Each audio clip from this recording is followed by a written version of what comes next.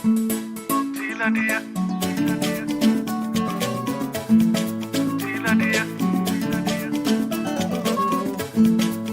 tono mala ko berede sa susu salabo yo badi nyuma tono le bala. Toujours en direct de Dakar ce 31 mai 2023 où s'est donc ouvert le dialogue national, bien sûr initié par le président sénégalais Macky Sall. La salle était bien sûr pleine. La plupart, en tout cas des forces vives de la nation, ont répondu présent à cet appel du président de la République dans ce contexte politique. Plusieurs personnes, en tout cas ceux-là qui ont pris part à ce dialogue, ont exprimé leur vœu de voir cette rencontre accoucher des décisions positives qui pourront bien sûr mener ou alors amener à l'amélioration de la situation, de la vie de la nation. Eh bien, le président Macky Sall, lui, il a procédé au discours non seulement d'ouverture, mais aussi de clôture de cette première journée. Et avec notre invité, très rapidement, nous allons analyser les différents discours qui ont succédé. Alors, bonsoir déjà à vous, Dr Young. Bonsoir, Madame Siké.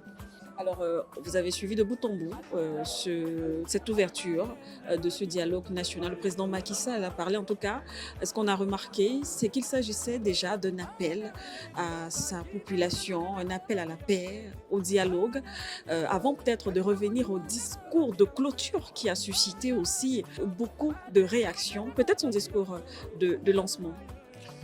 Écoutez, Madame, c'était une belle cérémonie.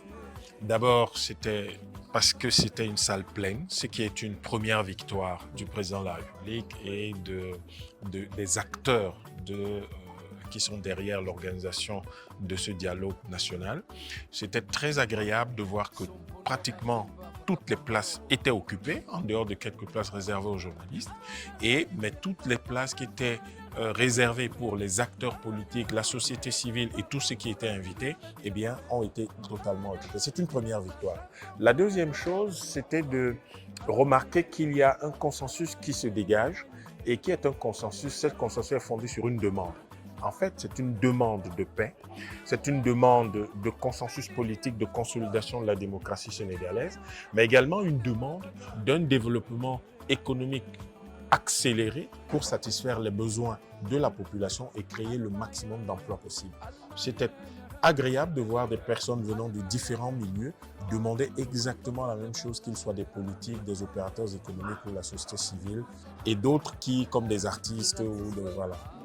Effectivement, on a vu, vous l'avez si bien dit, la société civile, les hommes politiques, bien sûr il y a eu les artistes, mais il y a également eu les chefs religieux de tous bords, effectivement, qui ont pris la parole et ont également interpellé le peuple sénégalais. Nous avons eu droit à une leçon de tolérance religieuse, à une leçon de tolérance culturelle, parce qu'on a vu des chefs traditionnels qui ont fait la paix pour certains qui ne s'entendaient pas sur un certain nombre de choses et qui se sont alliés pour, par exemple, poser le problème foncier, qui est un problème récurrent dans tous les pays africains aujourd'hui.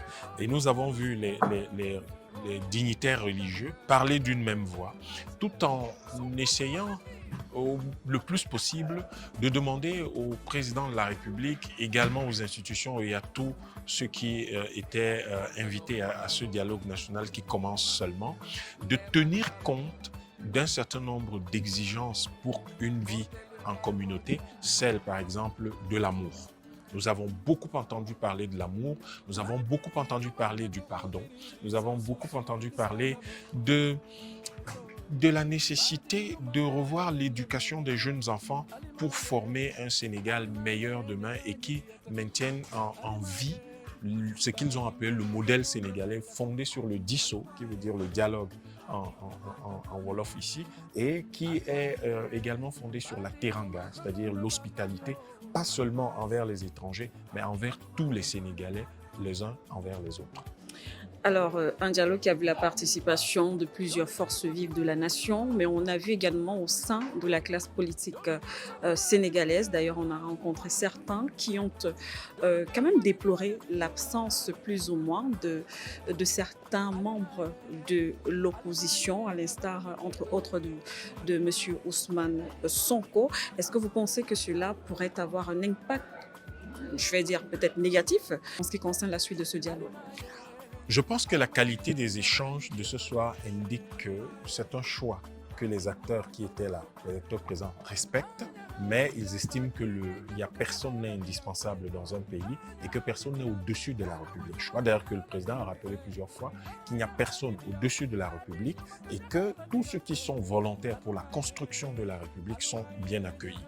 Il y a relativement justement à l'absence d'un certain nombre d'acteurs qu'on aurait aimé entendre parce qu'il s'agit d'échanger, il s'agit de faire dialoguer tous les Sénégalais, eh bien, il y a eu l'idée que, au-delà de leur propre choix de ne pas participer, ce qui est regrettable, et que de toute façon, il reste 14 jours, on espère qu'ils pourront venir parce que vont rejoindre ceux qui sont déjà en place. Les commissions sont en train de se former d'ici le week-end.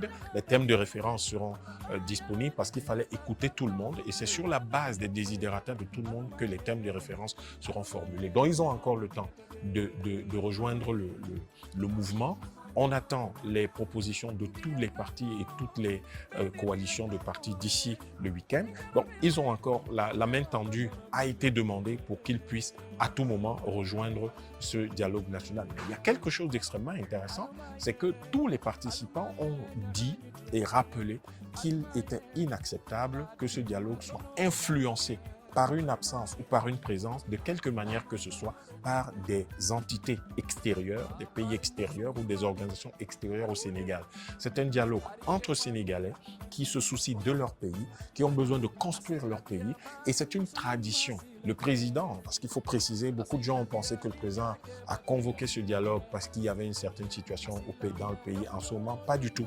C'est une tradition sénégalaise. On a, par exemple, le dialogue de 2019 qui a abouti à l'amélioration du code électoral il y a 2 ans plus tard. Il y a eu le dialogue de 2021. Donc, c'est une tradition sénégalaise bien suivie et respectée et qui se poursuit simplement en 2023 et qui appelle les Sénégalais à être jaloux de leur patrie et à pouvoir le construire pour affirmer et consolider leur souveraineté, essayer de tout faire pour que leur démocratie reste un modèle pour l'Afrique et le monde et surtout maintenir dans la construction de leur pays à chaque fois les propositions de tous et faire de chaque parti politique, de chaque composante de la société une force de proposition qui vient soumettre à la nation tout entière à l'attention du président afin qu'il fasse implémenter des propositions de développement économique, social, culturel et de protection environnementale du pays. On va peut-être sortir avec ces quelques propos du président de la République, justement dans son discours de clôture, où il a réitéré que force restera à la loi, qu'il ne croisera pas les bras face à ceux-là qui veulent déstabiliser le Sénégal, d'ailleurs que ce soit sur le plan national, mais aussi international. Eh bien, le président a clairement indiqué que face, par exemple, aux incendies criminels qu'on observe à Dakar particulièrement ces derniers jours, eh bien, les forces de sécurité feront leur travail. Il y a d'ailleurs eu des personnes parmi lesquelles quelqu'un qui a tiré sur un enfant qui a été appréhendé. Des enquêtes se poursuivent sur les domiciles incendiés, les véhicules incendiés. Il y a eu des bus qui ont été incendiés. Le président ne peut pas permettre que cela se poursuive parce qu'il s'agit de patrimoine personnel et il s'agit de garantir la sécurité de l'État. Il a rappelé et il a martelé, force restera à la loi, les forces de défense et de sécurité feront leur travail, les moyens accrus leur seront mis à leur disposition et le Sénégal sera protégé. Je pense qu'on ne peut pas demander moins à un président de la République. C'est son travail de maintenir la cohésion, de maintenir la sécurité dans le pays parce qu'il ne peut pas y avoir de développement sans la sécurité. Il ne peut pas y avoir de démocratie sans la sécurité. Il ne peut pas y avoir de dialogue sans la sécurité. Mais le dialogue est un outil pour permettre à tout le monde de s'exprimer et pour permettre de consolider justement les droits de chacun et ainsi que la possibilité pour tous ceux qui aspirent à quelque charge que ce soit de pouvoir, dans un cadre normatif bien connu, dans le cadre du respect et en tout respect, en toute courtoisie, de pouvoir postuler, de pouvoir agir et qui sait demain de pouvoir diriger le Sénégal. Mais cela doit se faire dans le respect de la loi. Et je crois qu'il y a quelque chose d'extrêmement intéressant qui a été dit immédiatement à la suite ou pendant qu'il en parlait, à savoir qu'il n'y a aucune raison qu'il soit poussé par certains à se décider à se présenter ou ne pas se présenter, mais qu'il y aura un débat. Il appelle ceux qui parlent de troisième mandat à installer un débat et que ce débat-là décidera s'il y aura un troisième mandat honorable, s'il y a même lieu de parler de façon pertinente d'un troisième mandat ou non. Donc, je crois qu'on a là un environnement dans lequel l'appel au débat est la chose la plus importante et ce qui veut dire qu'en réalité, tout ce qui est violence, tout ce qui est illégal n'a pas de place et tous ceux qui sont concernés, je crois les citoyens sénégalais, c'est une chance que d'avoir un exécutif et puis des autorités qui appellent au débat systématiquement, qui organisent un dialogue national et qui disent quel que soit ce que vous avez à dire, parce qu'on a entendu qu'il n'y avait pas de tabou pendant ce débat, tout était permis, eh bien, je crois qu'en réalité, il faut que la loi, il faut qu'on sache que la loi est la seule chose qui permet à tous les citoyens de pouvoir s'exprimer normalement. S'il y a du désordre, s'il y a du chaos, s'il y a de la violence, certains n'auront plus le droit de parler et ça va faire le lit de la pensée unique et du discours violent. Or, le Sénégal a besoin de paix pour se construire et poursuivre son développement économique qui est enclenché depuis quelques années par le président actuel. Merci à vous, Dr Yantimba. On rappelle que ce dialogue devrait en tout cas couvrir la dizaine, la quinzaine de jours. Le mois de juin, tel que proposé par le président de la République, devrait en principe, en tout cas ce dialogue ne devrait pas déborder au-delà du mois de juin. Les participants sont encore là. For You Media, bien sûr, est toujours sur le terrain et prendra au fur et à mesure les réactions des différents participants à ce dialogue jusqu'à la fin des discussions. Ici, Siken Doumbé, Begoudé Madone et Fekoum Chancelin pour For You Media Africa en direct de Dakar. Eh bien, c'est un autre défi gagné. Après près d'un mois de concertation, le dialogue national initié par le numéro 1 sénégalais, le président Macky Sall, a donc désormais pris fin. En direct de la salle des banquets du Palais de la République, où ont accouru très nombreux les forces vives de la nation, les partis politiques d'opposition, la majorité présidentielle, les autorités religieuses, les syndicats, les patronats, les artistes, les alignés et les non-alignés. Occasion pour le président du comité de pilotage, M. Moustapha Niasse, de remettre le rapport des travaux des 9 commissions au président de la République. Le discours de clôture a été fait par le président Macky Sall, qui s'est d'ailleurs engagé à mettre sur pied un comité de suivi et apporter des réponses urgentes aux 270 recommandations annoncées. Ici, Bala, Siké Doumbé et Chancelin en direct de Dakar pour For You Media. J'ai été honoré de participer à ce grand rendez-vous national intitulé le dialogue national, initié par le président de la République du Sénégal, son Excellence M. Macky Sall. J'ai aussi eu la chance d'être le président de la commission culture, art, jeunesse et sport. Pour dire que dans notre commission, tout s'est bien passé. Et toutes les forces vives de la nation, les jeunes, les sportifs, vraiment beaucoup de sommité. Et nous sommes parvenus à des recommandations fortes qui pourront aider le président de la République à vraiment prendre en charge les priorités dans le cadre du développement. Donc nous sommes très honorés d'avoir participé et nous saluons cet élan national. C'est tout le Sénégal réuni qui essaie de réfléchir pour voir les voies et moyens afin de faire face à ces nombreuses crises. Parce que les crises ne manquent pas dans la démarche d'une nation. Et puisque les crises ne marchent pas, il faut faire des crises des partenaires pour le développement. En quoi faisant? En essayant de voir le positif qu'on peut en tirer afin que vraiment notre société puisse rester debout malgré les nombreuses agressions qui ne manquent pas. Parce qu'il y en aura. Il y en a dans tous les pays et le Sénégal veut faire appel à son génie pour que plus que jamais que nous soyons debout comme le dit notre hymne national. En tout cas, nous saluons cette démarche et nous prions afin que le Seigneur vraiment achève tout par son esprit. Parce que on nous dit chez les catholiques, peine perdue pour le maçon si le Seigneur ne bâtit la maison. Et toutes ces conclusions, nous espérons les déposer entre ses mains afin que lui, qui est le maître de tout, qui est le maître du temps et de l'histoire, puisse tout achever pour que le Sénégal soit un État modèle, un État où l'homme est promu, un État où l'homme est mis au centre des préoccupations de nos dirigeants. Nous prions aussi pour tous nos responsables politiques, parce que nous savons que ce n'est pas facile de diriger, afin que le Seigneur leur donne la sagesse de Salomon. Salomon qui, en son temps, a pu vraiment aider son peuple dans le cadre de la justice. En tout cas, nous rendons grâce au Seigneur pour cette grande grâce. Ce dialogue, franchement, je fais partie de ceux qui, au départ, avaient des doutes sur la capacité à mobiliser pour ce dialogue, surtout après les événements que nous avons connus ces dernières années. Mais à ma grande surprise, l'engouement qui a été suscité par tellement de gens qui n'étaient pas invités au départ et qui sont venus en tant que groupe, en tant qu'individus et qui ont participé, même les gens, les marchands ambulants qui d'habitude ne savent même pas, ils ont cherché à savoir où les gens se réunissaient et ils sont venus. Donc je crois qu'il y a une espèce de compréhension, de conscience claire que le pays est en danger et que pour la République, on doit taire nos divergences, la diversité qui nous encourage, etc., pour venir défendre la République. C'est ça surtout qui fait que ce dialogue est exceptionnel. Vous savez, au bout de 3 semaines de délibération et d'échange entre plus de 700 Sénégalaises et Sénégalais qui ont constitué le personnel de ce dialogue national, à partir de 47 thèmes de référence, c'est-à-dire 47 sujets différents, répartis entre 9 commissions.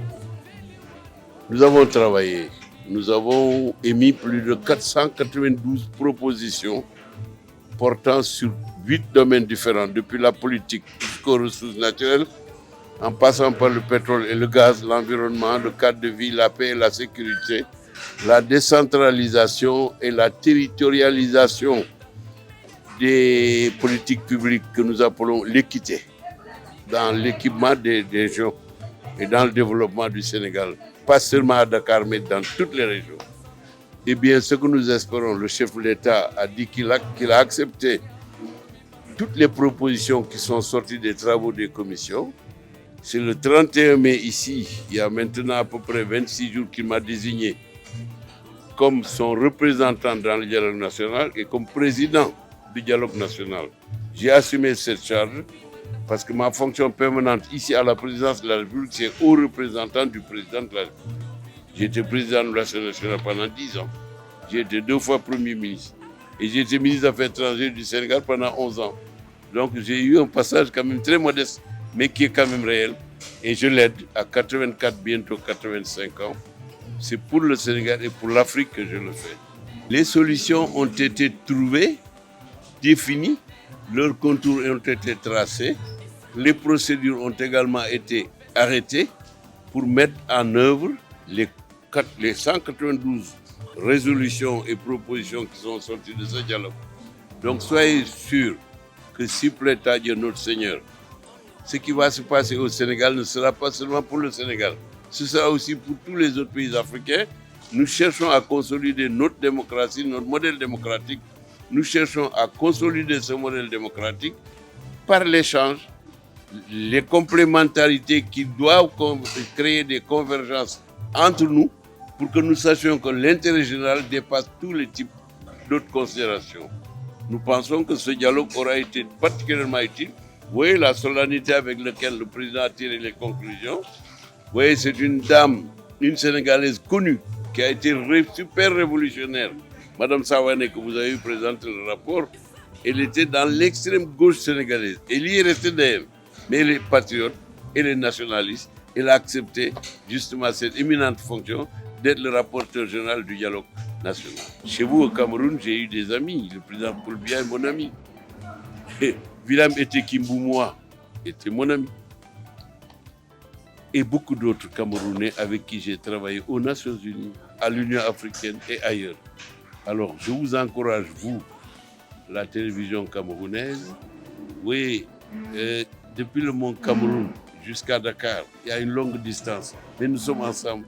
parce que nous sommes africains. Dans le 3e arrondissement de la ville de Bangui, nous sommes en direct dans le quartier, précisément kilomètre 5, à l'école primaire Koudoukou, où les salles de classe vibrent au rythme de l'arrivée qui se poursuit des citoyens centrafricains venus accomplir leur devoir de citoyen, celui de voter lors de ce scrutin référendaire.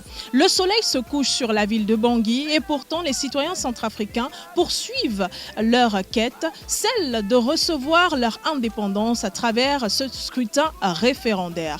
Dans plusieurs bureaux de vote dans ce même quartier qu'on appelle kilomètre 5, nous avons pu constater que plus près de 500 citoyens centrafricains étaient enregistrés dans ces bureaux de vote et ceux-ci se sont rendus évidemment pour voter. Nous pouvons également constater qu'à quelques minutes seulement de la fin ou du moins de la fermeture du dernier bureau de vote, ces derniers citoyens continuent de se rendre dans ces bureaux pour accomplir le devoir de citoyen. En direct du kilomètre 5, il est important de rappeler que par le passé, cette zone était considérée comme une zone chrysogène il y a plusieurs années. Mais comme vous pouvez le constater derrière moi, cette zone représente aujourd'hui celle-là même qui porte ce référendum constitutionnel avec la présence de plusieurs musulmans et citoyens centrafricains venus pour voter pour ce référendum constitutionnel. Nous poursuivons notre mission au cœur du référendum constitutionnel en direct de Bangui en République centrafricaine pour For You Media Africa. Nous sommes Begoudé Madone, Yannick Son et Marius Tokam. Jour de vote en République centrafricaine, ce 30 juillet 2023, où plusieurs centrafricains se sont rués vers les bureaux de vote. Nous sommes précisément dans le 4e arrondissement de la ville de Bangui, notamment au lycée de Boganda, où le président de la République, après avoir assisté à un culte chrétien, s'est rendu à ce bureau de vote pour remplir son devoir de citoyen.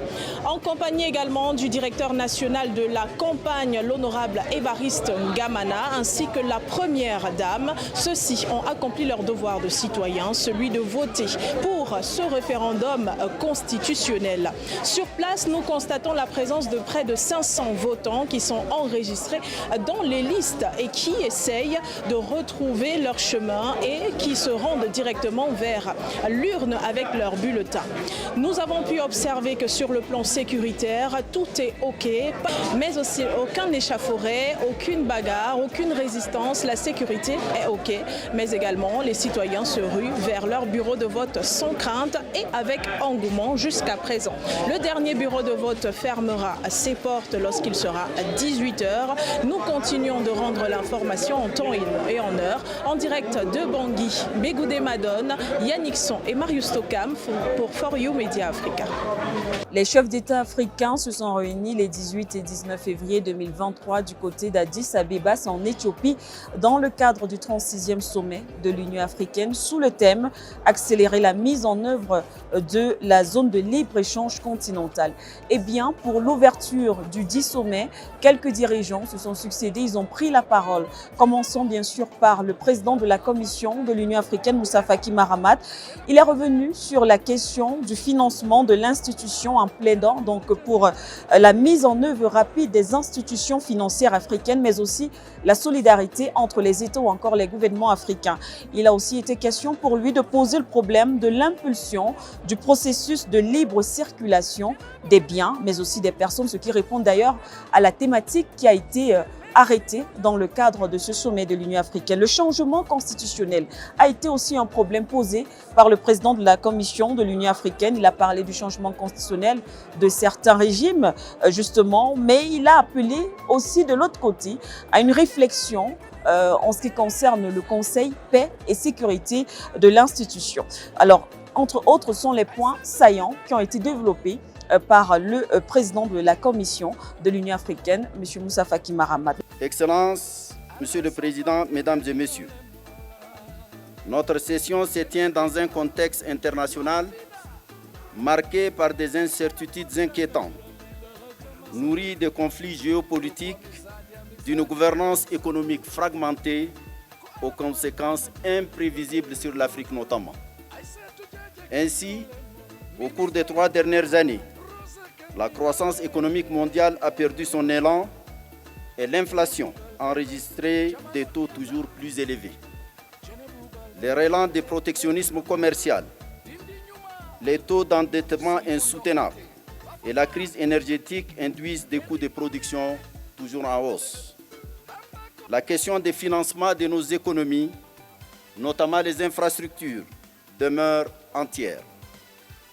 Malheureusement, devant les promesses alléchantes de financement non tenues de nos partenaires, les États membres se trouvent dans l'obligation de s'endetter à des conditionnalités draconiennes, comme témoignent les négociations en cours de certains de nos pays avec les institutions financières internationales. Le docteur Abiy Ahmed, lui, c'est le Premier ministre éthiopien. Il a aussi pris la parole, il s'est adressé bien sûr à ses partenaires d'invités, mais à tout cela aussi, les médias entre autres. Il est revenu d'abord sur la présentation bien sûr de son pays, les avancées, mais surtout sur la situation sécuritaire. Vous le savez, du côté du Tigré, avec bien sûr l'arrêt des hostilités, on le sait, les rebelles du TPLF ont accepté de déposer les armes, ce qui lui a valu d'ailleurs des acclamations.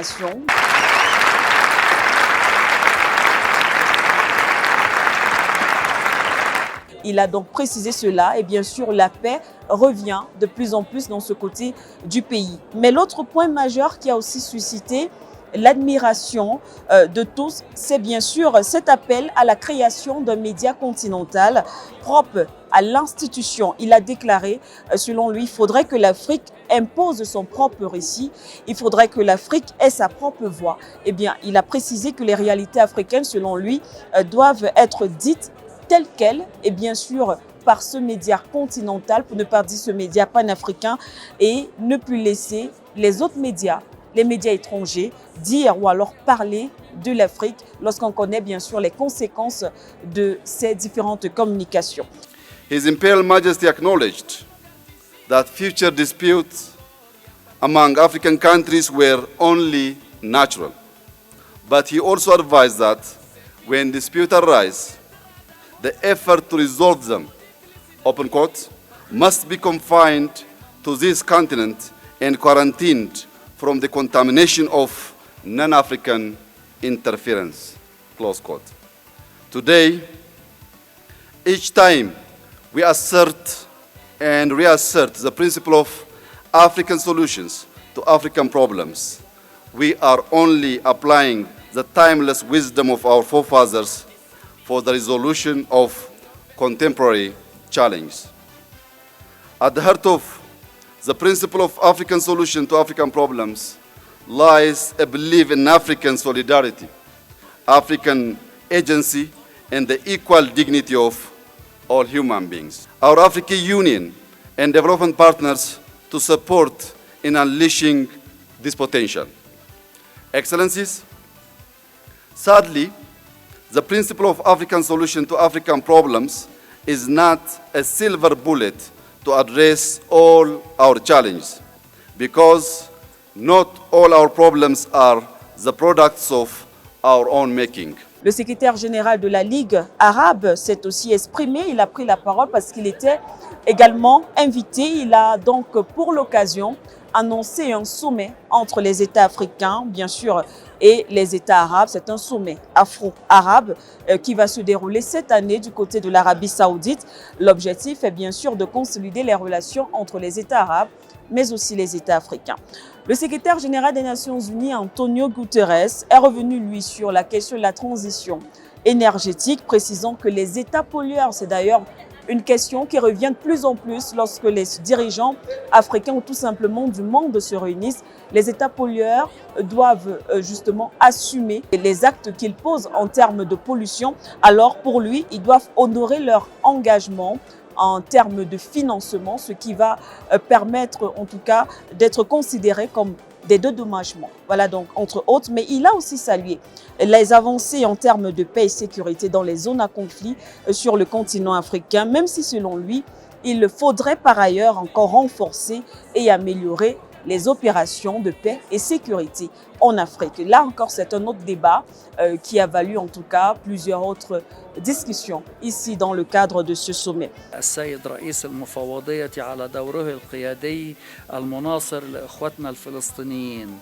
وأثق في أن أفريقيا ستبقى على التزامها المعهود بالوقوف مع نضال الشعب الفلسطيني ولا يسعني في الختام سوى أن أعبر عن تطلعنا لالتئام قمتنا العربية الإفريقية الخامسة في نوفمبر من هذا العام والتي ستنعقد بمشيئة الله في السعودية. Le Premier ministre palestinien, au nom du président Mahmoud Abbas, lui également a pris la parole. Eh bien, il a remercié déjà l'Afrique pour son soutien à la Palestine. Il appelle également le monde, et pourquoi pas, c'est cela qu'il écoutait, les dirigeants africains, à tenir Israël pour responsable devant la communauté internationale dans son conflit qui l'oppose à ce pays. D'un mandat du Conseil de sécurité en vertu du chapitre 7, ainsi que d'un financement garanti et prévisible, y compris par les contributions obligatoires. Et nous devons continuer de renforcer notre collaboration sur des initiatives de paix majeures, comme nous l'avons fait avec le groupe indépendant de haut niveau sur la sécurité et le développement au Sahel. Je me réjouis d'œuvrer à vos côtés pour faire taire les armes et créer les conditions pour la paix, une paix indispensable aux 1,4 milliard de personnes vivant en Afrique. Excellence, le XXIe siècle a tout pour être le siècle de la paix. Et l'ONU est déterminée à travailler avec chacun et chacune d'entre vous pour libérer cet énorme potentiel et surmonter les obstacles qui se dressent sur notre chemin. Agissons pour l'Afrique. Et enfin, c'est bien sûr le président sénégalais, le président Macky Sall, qui s'est exprimé et d'ailleurs qui a passé le flambeau à son homologue des Comores, le président Azali Assoumani.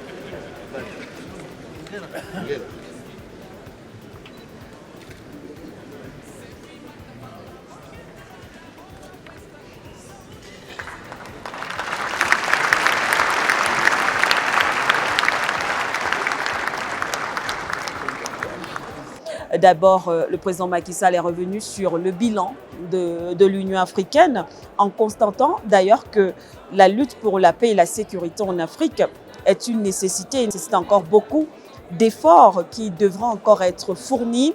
Toutefois, dans l'ensemble, en ce qui concerne ce bilan, les avis des uns et des autres. Au cours de mon mandat, je me suis efforcé à soutenir le règlement des différends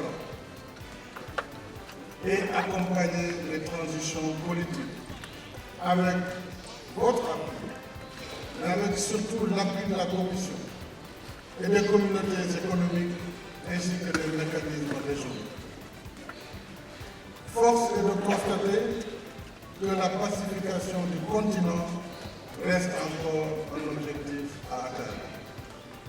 J'appelle instamment à la mise en œuvre des engagements du sommet extraordinaire de Malabo de mai 2022, à savoir rendre opérationnelle la force africaine en attente, créer une unité de lutte contre le terrorisme et financer de façon plus conséquente et plus prévisible nos efforts de lutte contre le terrorisme. Cette lutte, comme je l'ai indiqué dans mon adresse à la 77e session de l'Assemblée générale des Nations Unies, cette lutte relève aussi de la responsabilité du Conseil de sécurité, qui est le garant du mécanisme de sécurité collective, parce que l'avancée du terrorisme en Afrique est une menace à la paix et à la sécurité internationale. Nous avons pu nous rapprocher de certains dirigeants, de certains participants qui ont applaudi ce bilan. On parle d'un bilan assez positif, même s'il y a encore des améliorations à faire. En tout cas, c'est un bilan qui a été salué par les participants. Il a toutefois également appelé à la mise en œuvre effective de la force africaine en attente. Il revendique également, lui, de son côté aussi, une Afrique qui sait ce qu'elle veut, une Afrique qui sait également ce qu'elle vaut, une Afrique indépendante. Le président Macky Sall aussi a annoncé le processus d'adhésion de l'Afrique au sein du G20. Vous le savez, lors du sommet Afrique-États-Unis, il est revenu là-dessus, il a annoncé l'Afrique veut faire partie du G20. Il nous a dit lors de son discours que le processus est entamé et avance d'ailleurs très bien. 10 membres sur 20 à ce jour ont répondu de manière positive. Il s'agit entre autres, il a parlé de l'Union européenne, la France, les États-Unis, la Russie, l'Arabie saoudite, la Turquie, la Grande-Bretagne ou encore le Japon. Ce sont là entre autres les pays qui ont déjà donné leur accord. Eh bien, Macky Sall a remercié bien sûr ses homologues, il a remercié tous ceux-là qui œuvrent pour l'Afrique.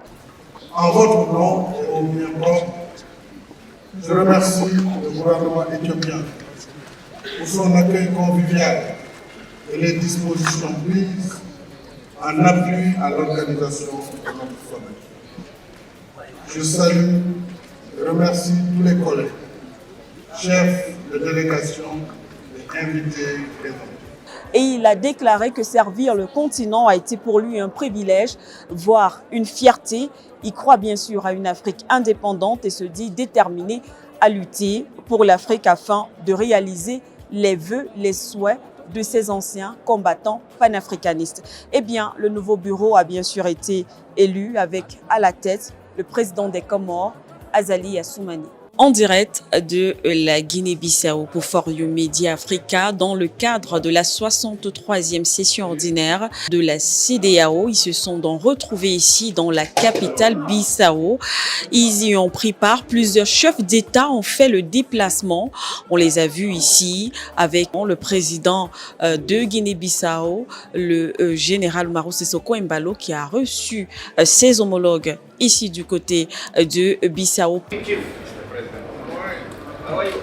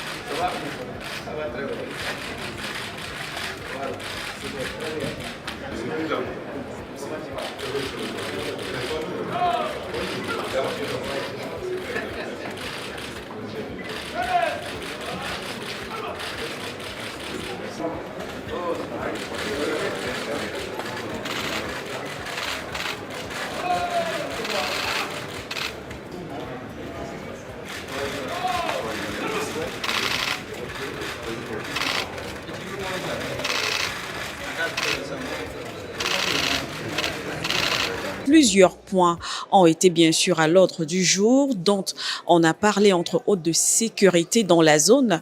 Il est question bien sûr pour ces États de mettre les moyens tout en œuvre pour que la zone soit un peu plus sécurisée, les mécanismes et bien évidemment certains dirigeants ont été désignés pour mener à bien ce projet. On a également parlé de la monnaie unique. Vous savez, ce projet de monnaie unique de la CEDEAO, il est également question de mettre en place ou en œuvre des mécanismes pour justement accélérer ce processus, mettre en place ou en œuvre cette monnaie unique. Eh bien, l'autre sujet, c'était la situation dans les pays tels que le Mali, le Burkina Faso et bien sûr la Guinée.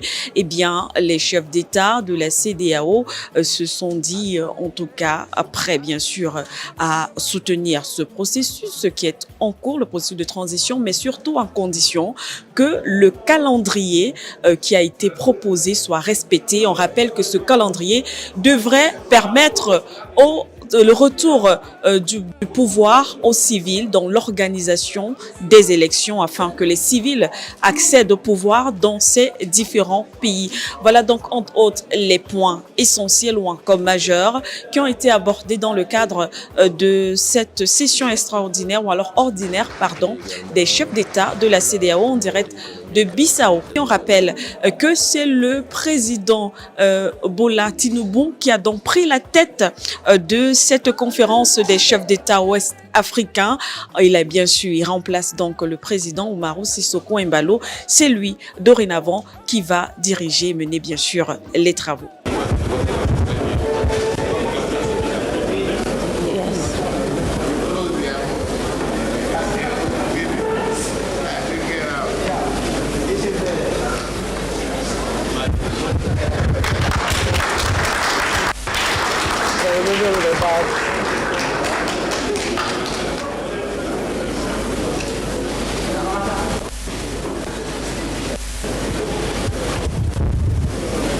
A round of applause, please. Applaudissements, s'il vous plaît. Merci, merci infiniment.